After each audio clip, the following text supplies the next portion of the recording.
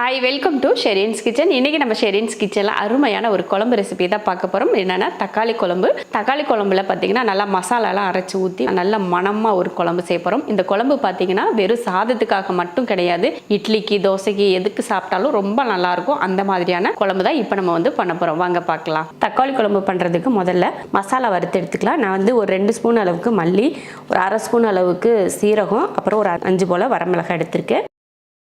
கூடவே ஒரு 1/2 ஸ்பூன் அளவுக்கு சோம்பு சேர்த்துக்கலாம். வறுத்துருவோம். நல்லா கொஞ்சம் அந்த மணம் வர மாதிரி நல்லா வறுத்து எடுத்துக்கணும். இப்படியே பவுட்ரு பண்ணிங்கன்னா பார்த்தீங்கன்னா கொஞ்சம் திப்பி திப்பியாக இருக்கும். கொஞ்சம் நல்லா வறுத்துட்டு பண்ணிங்கன்னா நல்ல பவுட்ரு நல்லா ஆகும். அவ்வளோதான். இதை ஒரு பாத்திரத்துக்கு மாற்றிடுவோம். இப்போ குழம்பு தாளிச்சிடலாம். எண்ணெய் காஞ்சதுமே கொஞ்சம் கடுகு உளுந்து, கூடவே கொஞ்சம் வெந்தயம், 150 கிராம் அளவுக்கு சின்ன வெங்காயமும், ஒரு 20 பல் பூண்டு, கொஞ்சம் கருவேப்பிலை எடுத்திருக்கேன். 5 தக்காளி எடுத்திருக்கேன். இதை அரைச்சி எடுத்துடலாம். அவ்வளோதான். வெங்காயம் பார்த்திங்கன்னா நல்லா வதங்கிடுச்சு. இந்த டைமில் நம்ம தக்காளி அரைச்சோலையே அந்த தக்காளியை சேர்த்துருவோம். வறுத்த மசாலாவையும் பவுட்ரு பண்ணிக்கலாம். மசாலா அரைச்சாச்சு. பார்த்திங்கன்னா தக்காளி போட்டு நல்லா கொதிக்க ஆரம்பிச்சிருச்சு பாருங்கள். இந்த டைமில் நம்ம அரைச்ச மசாலா போட்டு கொஞ்சம் மிளகாத்தூள் சேர்த்துக்கலாம். கொஞ்சம் மிளகாத்தூள் ஒரு 1/2 ஸ்பூன் சேர்த்துருக்கேன். உங்களுக்கு காரம் பொறுத்து நீங்கள் சேர்த்துக்கோங்க. சேர்த்துட்டு நல்லா கலந்து விட்டுருவோம். ஒரு 2 நிமிஷத்துக்கு நல்லா கலந்து விட்டுட்டு அதுக்கப்புறமா கொஞ்சம் புளி, ஒரு நெல்லிக்காய் சைஸில் புளி எடுத்து கரைச்சிருக்கேன். அதையும் ஊற்றிட்டு தேவையான தண்ணி சேர்த்துக்கலாம்.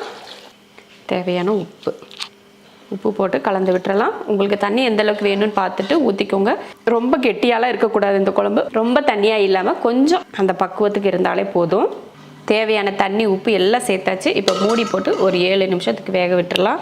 அருமையான தக்காளி குழம்பு மசாலா அரைச்சி ஊற்றி ரெடி ஆயிடுச்சு. நல்லா மணம்னா மனம், அவ்வளோ நல்ல மணமாக ரொம்ப ருசியான ஒரு தக்காளி குழம்பு ரெடி ஆயிடுச்சு. அதுவும் அந்த மசாலாலாம் வறுத்து அரைச்சி ஊற்றிருக்கோம் பார்த்தீங்களா, அந்த மணத்துக்கும் இந்த குழம்போட பக்குவத்துக்கும் பார்க்குறப்போ அப்படியே எச்சி ஊறுது சாப்பிட்றதுக்கு.